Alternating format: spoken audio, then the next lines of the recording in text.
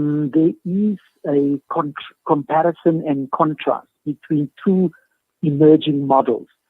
So as we look at the horror that's unfolding in the news networks over the last week and days regarding the US election, all you see is chaos, confusion, division, hate.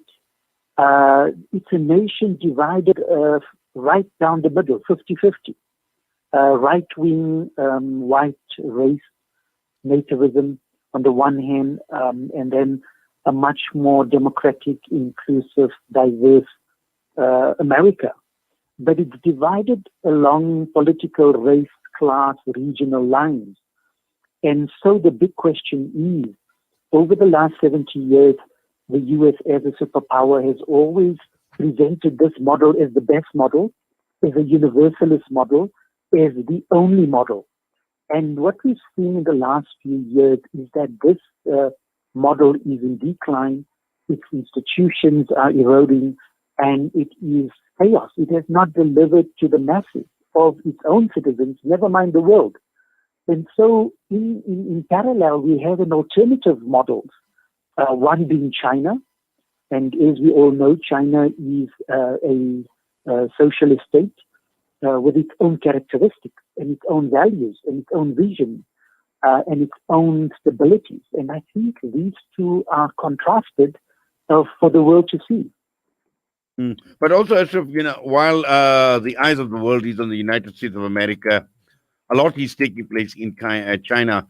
And obviously, some of the agendas that are playing out, and particularly looking at China, we know what the situation is as far as the Uyghurs are concerned. But there are definitely other issues that China deems important, and they are actually focusing on while the spotlight is off them. Yes. So basically, their model is, firstly, they don't interfere in the affairs of nations. So even the formal statement on the U.S. election is quite simple, that it is an internal affair of the U.S. They do not get involved. Secondly, they continuously invest in their own vision. They have a 100-year vision. They have a 50-year vision. They have 5-year development plans. They have the industrial policy. They've just launched the largest green economy, low carbon policy in the world, over $1 trillion, where they're going to transform the entire economy around meeting the global UN climate change targets. This is nothing short but revolutionary, and it's a model that many of the nations in the world can admire. How did they get it right? This is their model. They've mixed the socialist model with the best elements of the market model. They've discarded the worst elements of socialism, and they've embraced the best elements such as healthcare, education, infrastructure. They've embraced some elements of the market economy, but in other areas they've closed it for their own industries. And being very wise under the leadership of the CCP party, the only party around, they have managed to navigate these waters for the last 75 years. And so this model is becoming successful. They have over $2 trillion in surplus, whereas the US and Europe is now in deficit. And so it is a model that they don't even impose on anyone else. They basically say, look, here is a model. It's working for us. We're happy to share it with you. We're happy to co-support your infrastructure and your development targets. And so I think that is a much more welcoming model for many developing countries and Africa. Well, certainly, but also, China obviously has got its own issues.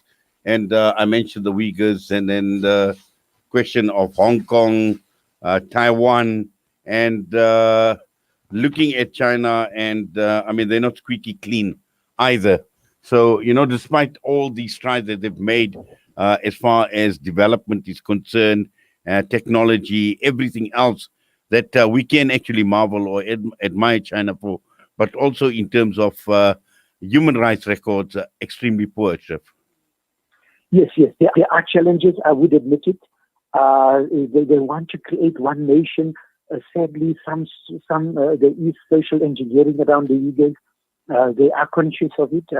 In many of the academic forums, we raise it, and they do say they are working on it.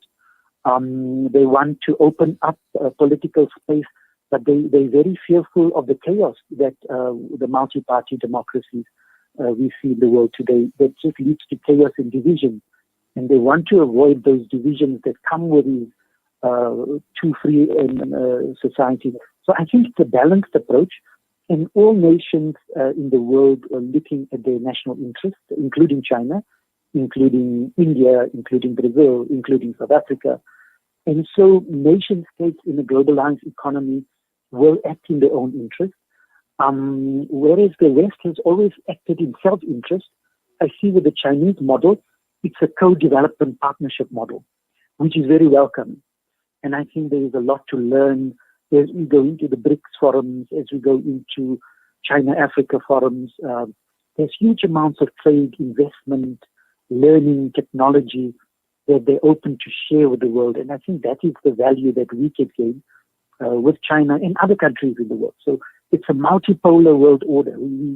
I think in the post-COVID world, we're now moving into what is called a multipolar world order, where there is not one single source of economic and political and social power. The power is now distributed in different parts of the world, especially now in the East. And as South Africa and Africans, we need to engage with this new power dynamics for our developmental pathway. Well, Ashraf, it's going to be quite interesting to see when this post-COVID order comes to play, because at this point in time, obviously, we seem to be with the pandemic still so rife, and with warnings being issued of second waves and third waves. Yes.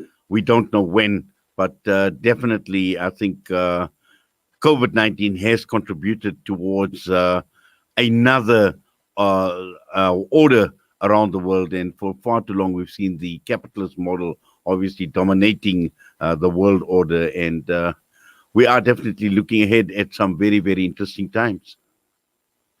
Very challenging times. There's the rise of fascism. You can see it in the U.S., other parts of the world. And we need more cooperation, more multilateralism. We need to support the World Health Organization, the Climate Change Treaty. Sadly, the U.S. under Trump has pulled out. Hopefully, with the new Biden presidency, hopefully we can see them getting more responsible and joining the UN again. You need multilateralism. You need global cooperation. You need respect for global institutions and human rights. All of that must come together. And I think that is the challenge for all countries, including South Africa. Well, Ashraf, as always, Jazakallah for your time with us on As-Salam Media. We do appreciate it. Have yourself a wonderful Jummah, inshallah. Assalamu alaikum wa rahmatullah. Wa alaikum salam wa rahmatullah. Osman's Taj Mahal Spice and Rice. For over 80 years, Osman's Taj Mahal have been perfecting the art of the perfect blend of spices, pure, aromatic, and well-seasoned. Spices to tantalize your taste buds. From creative cuisines to gastronomical gourmet goodies. From exotic odors to traditional dishes, Osman's Taj Mahal have remained synonymous with quality spices and condiments. Taj Mahal rice, beans, and lentils. Try our range of chili bite mixes, rose and ilachi syrup, our quick and easy biryani pack, and our traditional range of spice blends. Osman's Taj Mahal. There is no substitute for quality. Fabric Direct, now open at 224 Brickfield Road, over Port Durban, offering you a variety of dress fabrics, curtaining, upholstery,